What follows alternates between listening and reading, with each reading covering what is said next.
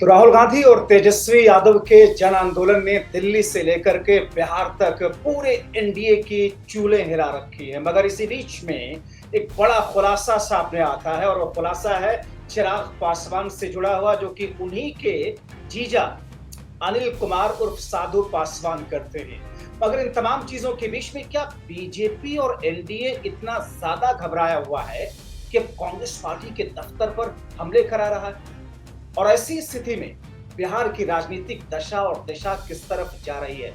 बिहार क्रांति की धरती कही जाती है और क्रांति की धरती से उठने वाली ये आवाज पूरे देश को किस तौर पर अपनी चपेट में ले रही है और कैसे लोगों का मोह भंग एनडीए से होता जा रहा, मोदी शाह और नीतीश कुमार से होता जा रहा है, हम आपको बताएंगे। लेकिन सबसे बड़ी बात, क्या चिराग पासवान एनडीए छोड़ सकते हैं?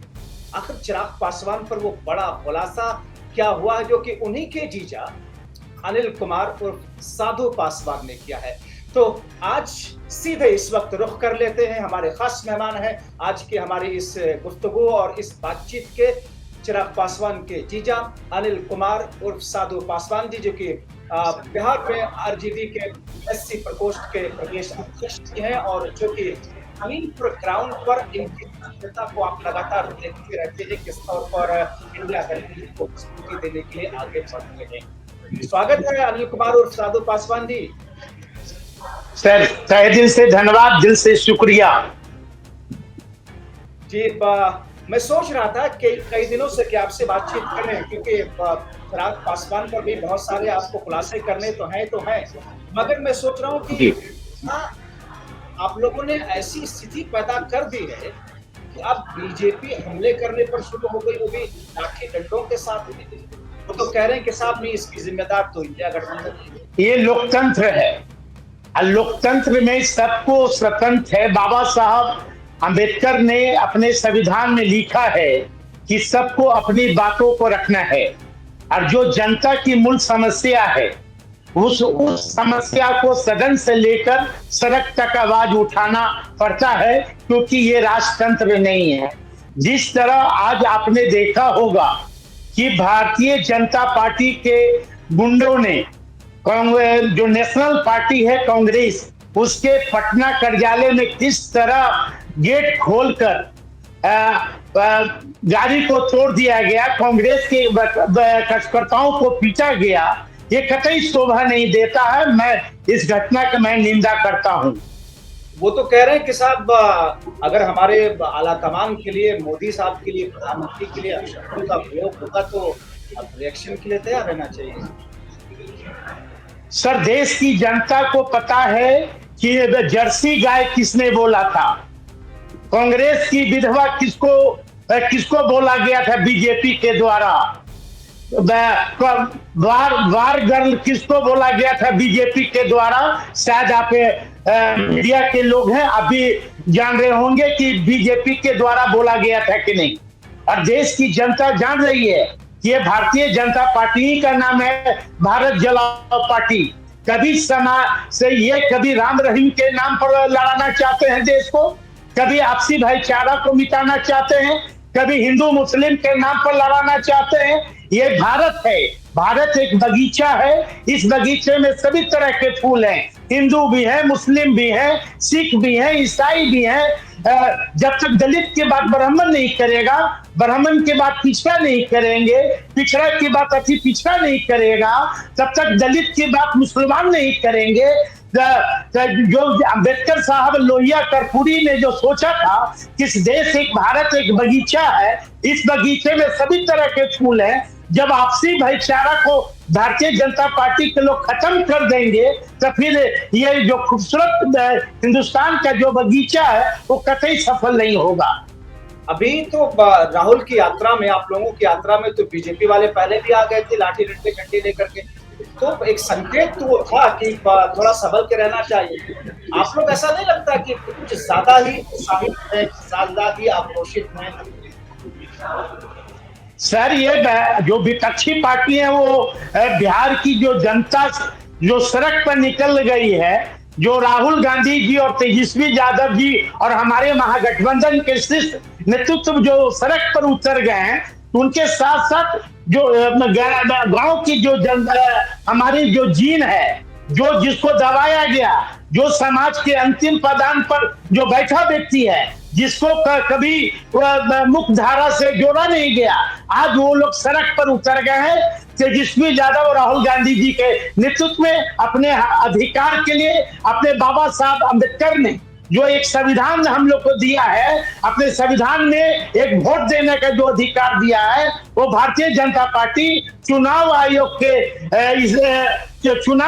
के मार्फत वो हम लोग के वोट का अधिकार छीनना चाह रही है। की चोरी और दूसरी चीजों पर मैं आऊंगा, मगर मुझे कुछ लोग मैसेज कर रहे हैं कि क्योंकि चिराग पासवान के भतीजा है आप और दामाद आप कह करके कटाक्ष करते हैं, आप चिराग पासवान को कम से कम बख्श दिया कीजिए भाई, आपके तो बड़े करीबी रिश्तेदार हैं, बावजूद इसके आप चिराग को छोड़ते नहीं है।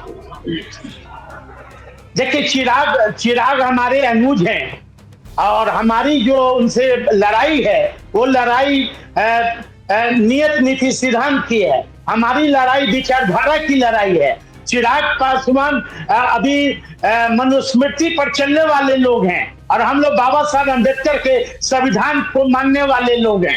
हमारी लड़ाई तो व्यक्तिगत नहीं है। चिराग को मैं बार बार मैं कहता हूँ, चिराग यदि अपने आप को मोदी का हनुमान कहते हैं, पूरे बिहार नहीं बल्कि पूरे देश की जनता जान रही है कि मैं चिराग जी से मैं एक सवाल पूछता हूं आपके माध्यम से कि जिस दिन चिराग जी के 12 जनपद आवास जो स्वर्गीय रामविलास पासवान जी के आवास था, उस आवास से बाबा साहब अम्बेडकर और इनके पिता का मूर्ति फेंक दिया लोगों ने, और चिराग पासवान जी खुद आरोप लगा रहे थे कि मैं भारतीय जनता पार्टी के नेता का नाम मैं बताऊंगा कि वो बाबा साहब अम्बेडकर और स्वर्गीय रामविलास पासवान का मूर्ति भारतीय जनता पार्टी के लोगों ने फेंका। ये मैं नहीं आरोप लगा रहा था, ये चिराग पासवान जी खुद लगा रहे थे। मतलब आप कह रहे हैं कि चिराग दरअसल सत्ता के लोभ में संविधान से गद्दारी कर रहे हैं, बिहार की जनता से गद्दारी कर रहे हैं। ये चिराग पासवान जी 2016 का पार्लियामेंट में आप इनका स्पीच सुनेंगे। चिराग पासवान ने खुद कहा कि संपन्न दलित आरक्षण छोड़ दो, मैंने नहीं कहा। चिराग पासवान ने लोकसभा में कहा कि संपन्न दलित आरक्षण छोड़ दो। तो मैं तो पूछना चाहता हूं चिराग जी से कि सबसे संपन्न दलित तो आप हैं। आप 11 फैक्ट्री सर, आप 11 फैक्ट्री के खुद मालिक हैं। मुझे जहां तक जानकारी है, मैंने स्वर्गीय रामविलास पासवान जी से राजनीतिक सीखा है। मैंने रामविलास पासवान जी का उंगली पकड़कर मैंने राजनीतिक सीखा है। जो व्यक्ति ही कहता हो कि संपन्न दलित आरक्षण छोड़ दो, तो चिराग जी से मैं तो कहता हूं कि आप जनरल सीट से चुनाव लड़ो ना। आप रिजर्वेशन छोड़ने की बात करते हो और आपके टोटल परिजन रिजर्व सीट से चुनाव लड़ते हैं, क्या ये उचित है? बिहार की जनता जानना चाहती है चिराग पासवान जी से। तो आप लड़ना चाहते हैं इस बार चुनाव? चिराग पासवान, अगर पार्टी आपको मौका देती है, चिराग पासवान के खिलाफ चुनाव आप लड़ना चाहते हैं? हम क्यों नहीं लड़ेंगे? मैं तो कह दिया कि हमारी लड़ाई चिराग जी से कोई व्यक्तिगत नहीं है, हमारी लड़ाई विचार की है, हमारी लड़ाई नियत नीति सिद्धांत की है। आज रिजर्वेशन, आज शेड्यूल कास्ट की मामला है। चिराग पासवान जी से पूछिए कि जो चौकीदार दफादार जो बिहार में करीब 3 साल से धरना प्रदर्शन कर रहे हैं, चिराग पासवान ने उनकी आवाज आज तक सदन से लेकर सड़क तक आवाज नहीं उठाई। चिराग जी से पूछिए। चिराग जी अपने आप को कहते हैं कि मैं दलितों का मठाधीश हूं, तो चिराग जी से पूछिए कि लोकसभा में इनकी आवाज उठी? अभी तक अनुसूचित जाति का प्रमोशन में आरक्षण खत्म कर दिया गया। अभी तक अनुसूचित जाति जनजाति का रिजर्वेशन नहीं है। अभी तक अनुसूचित जाति जनजाति का निजी क्षेत्र में आरक्षण नहीं है, जुडिशियल में आरक्षण नहीं है। तो चिराग पासवान जी सिर्फ मोदी का हनुमान बनते रहे। मोदी के नाम, चिराग पासवान के नाम पर बिहार में एक भी शेड्यूल कास्ट के लोग, खासकर पासवान, चिराग पासवान को नेता नहीं मानते हैं। यादव जी, आपके हिसाब से चिराग सांसदी छोड़ करके विधायक क्यों बनना चाहते हैं? और अगर वो चुनाव, जैसा कि उन्होंने ऐलान किया कि साहब मैं तो लड़ूंगा चुनाव, आप कहेंगे पार्टी से कि मैं हराऊंगा चिराग को और मुझे उस जगह से भाई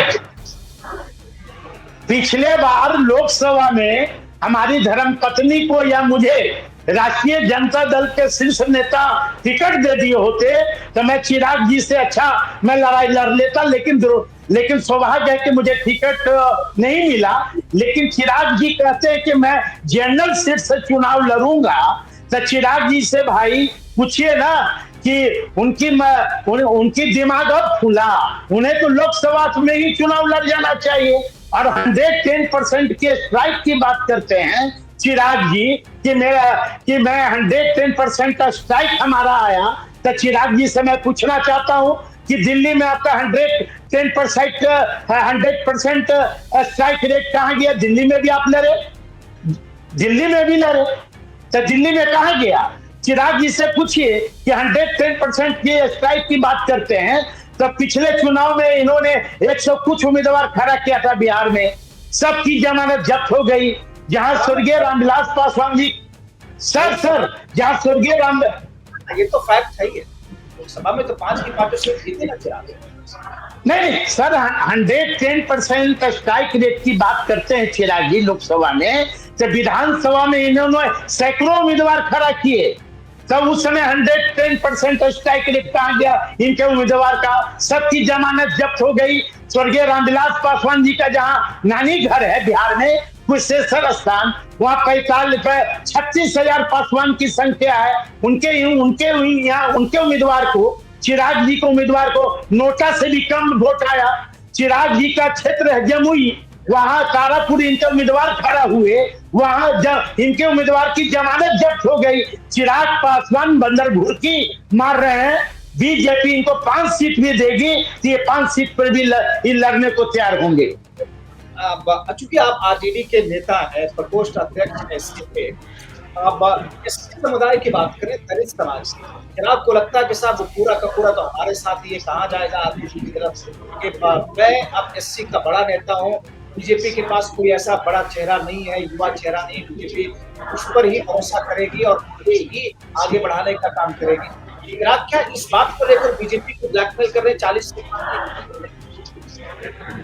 चिराग जी ब्लैकमेलिंग कर रहे हैं भारतीय जनता पार्टी को। और यदि चिराग का यदि हनुमान, यदि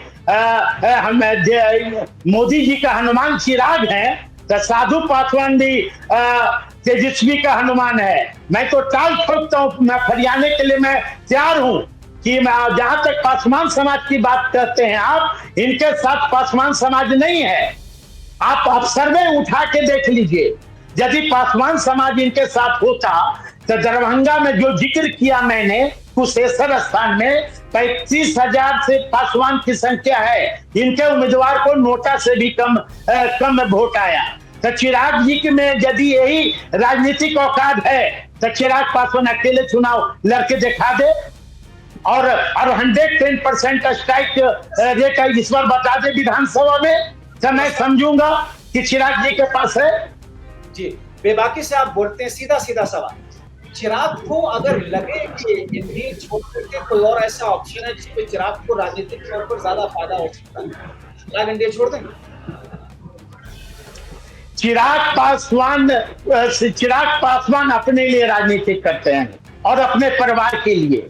आपने पिछले दिनों देखा होगा लोकसभा में कि एक है इनके कार्यकर्ता जो हैं, सिर्फ पार्टी का झंडा धोने के लिए इनके पास, क्या दरी बिछाने के लिए है, सिर्फ जिंदाबाद नारा लगाने के लिए इनके कार्यकर्ता हैं। लोकसभा में जब टिकट की बात आएगी तो देंगे जीजू को, देंगे जीजू को। हाँ, जब आयोग में किसी कार्यकर्ता के लिए स्थान होता है तो आयोग में देंगे जीजा जी को। तो चिराग पासवान जी का जो विजन है बिहार फर्स्ट, बिहारी फर्स्ट, ये नारा विलुप्त हो गया। अब इन्हें नारा देना चाहिए, पहले जीजा फर्स्ट, दूसरा जीजा फर्स्ट। बड़ी दिलचस्प बात, बिहार फर्स्ट भी सब आप ही का परिवार तो है वो, नहीं ठीक है, मेरी परिवार, देखिए हम लोग रामविलास पासवान जी हमारे आदर्श रहे हैं, मैं उन्हें राजनीतिक गुरु के साथ साथ मैं अपना अभिभावक मानता हूं। मैं उनके उंगली पकड़कर मैंने राजनीतिक सीखा है। चिराग पासवान जी को अभी राजनीतिक अभी कखग अंगा नहीं पता है, खासकर बिहार के बारे में। ये इनको विरासत में लाइन से हट गए सर, विरासत में पद मिला है और सोना के चम्मच लेकर ये पैदा जो हुए हैं, अभी तक कखग पता नहीं है एबीसीडी इन्हों से, खासकर शेड्यूल कास्ट के बारे में। ये जो शेड्यूल कास्ट की बात करता हो वो कहेगा संपन्न दलित आरक्षण छोड़ दो, तो संपन्न दलित आरक्षण तो आप छोड़ो ना, आप जनरल सीट से लड़ो। आपके जो जीजा है जनरल सीट से लड़के दिखागे, तब मैं आपको जानूंगा कि आपकी राजनीतिक औकात क्या है। ठीक है, अभी एक और सवाल चिराग पर, अभी सीटों का बंटवारा हुआ नहीं है, ऐलान नहीं हुआ जी। चिराग को अगर उनकी मनचाही सीट ही नहीं मिली, क्या कोई ऐसी स्थिति हो सकती है कि चिराग एनडीए से दूरी बनाए? ये कतई कभी संभव नहीं है। चिराग जी को सर हम बचपन से जानते हैं, चिराग जी का एक एक नस मैं जानता हूं कि चिराग पासवान मोदी का हनुमान है तो मोदी का हनुमान रहेंगे, क्योंकि जब चिराग पासवान अपने पिता का अपमान का बदला नहीं ले सका, अपने बाबा साहब अंबेडकर का अपमान का बदला बीजेपी से नहीं ले सका, तो चिराग पासवान हनुमान रहेंगे। बीजेपी इनको 10 सीट भी देगी तो 10 सीट पर भी लड़ेंगे, चाहे हंस के लड़े चाहे रो कर ये लड़े। मैं इनको जानता हूं, ये बंदर घुरकी अभी मार रहे हैं, बीजेपी को धमका रहे हैं बंदर घुरकी। अब मुंगेरी लाल का हसीन सपना देख रहे हैं कि मैं बिहार का मुख्यमंत्री बनूंगा। अभी बिहार में जो स्थिति है, अपराध का ग्राफ लगातार बढ़ रहा है। आप हाल के दिनों में कितनी हत्याएं वीवीआईपी इलाकों में, अभी जमुनिया वाला जो केस है, इस केस को आप देख रहे हैं, आरजेडी की तरफ से आपको वहां का उठाया गया है। अब क्या उसमें चिराग पासवान ने आगे कहा क्या, क्योंकि दलित समुदाय से जुड़ा हुआ मामला है, का कोई कॉर्पोरेशन चिराग की तरफ से नहीं? सर मैं कई उदाहरण मैं दूंगा यदि आपके पास समय है तब।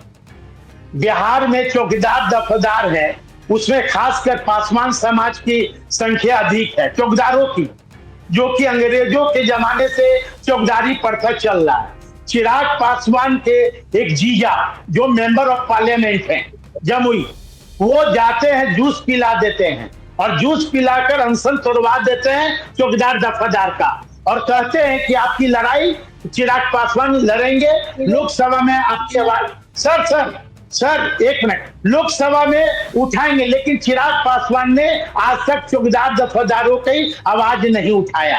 दूसरी सवाल, आपने बिहार में पासी समाज का नाम सुना होगा, जो चारी का पेशा करते हैं, चारी जान रहे सर?